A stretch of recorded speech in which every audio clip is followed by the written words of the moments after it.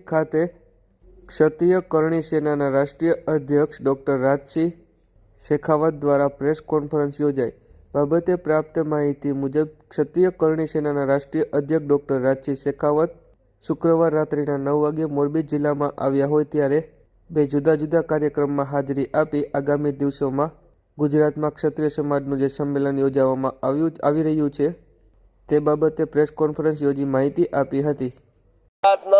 દરેક જિલ્લા તાલુકાના ગામડા સુધી સંગઠન છે, અમારું પોતાનું કેડર છે, ભરપૂર અને બહુ મજબૂત કેડર છે। એટલે અમે છેલ્લા 2 મહિનાથી ગુજરાતના જિલ્લે તાલુકે ગામડે યાત્રા કરી રહ્યા છીએ। એટલે લાખોની સંખ્યામાં એ દિવસે ત્યાં તમામ ક્ષત્રિયો એટલે ગરાસદાર, કાઠી, કાઢિયા, નળોદા, હાટી, માહિયા, જાગીરદાર અને ક્ષત્રિય ઠાકોર સમાજની મોટી સંખ્યા તમને ત્યાં જોવા મળશે। 31% ક્ષત્રિય ગુજરાત સરકારના ચોપડે બોલે છે, એ 31% ક્ષત્રિય મંચ ઉપર લાવવું એ અમારું દાયિત્વ છે।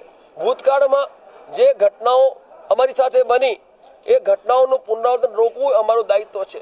એટલે આ જે આયોજન છે એના માધ્યમથી અમે તમામ ક્ષત્રિય એક મંચ ઉપર લાવવા જઈ રહ્યા છીએ તાકી ભવિષ્યમાં જ્યારે આવશ્યકતા પડે સમાજને કોઈ પણ જાતના આંદોલન કે કોઈ પણ જાતના સંમેલનની તો આ લોકો એક મંચ ઉપર આવી અને ન્યાય અધિકારની વાત કરી શકે। આપ સૌ જાણો છો કે રાજનૈતિક ક્ષેત્રમાં અમારી ઘોર ઉપેક્ષા થઈ રહી છે વર્ષોથી, એનો જવાબ આપવા માટે પણ આ સંમેલન છે।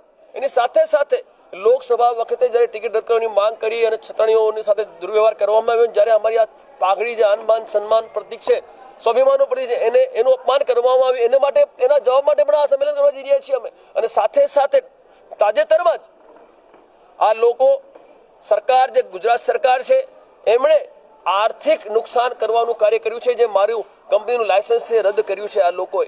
એટલે જ્યારે અમે ઘોષણા કરી કે અમે યાત્રા પર નીકળવાના છીએ ગામડે એટલે આ લોકોએ અમને રોકવા માટે અમારા વ્યાપાર ઉપર પ્રહાર કર્યો। હવે એ વ્યાપાર પર પ્રહાર જે કર્યું છે એનો પણ જવાબ આપવા માટે અમે એ દિવસે સંમેલન કરવા જઈ રહ્યા છીએ। એટલે તમામ જે ઘટનાઓ છે એ ઘટનાના જવાબ રૂપે અમે સંમેલન કરવા જઈ રહ્યા છીએ અને ભવિષ્યમાં ઘટનાઓનું પુનરાવર્તન ના થાય રોકવા માટે પણ અમે લોકો એ દિવસે એ મંચ ઉપર બધા આવાજ જઈ રહ્યા છીએ।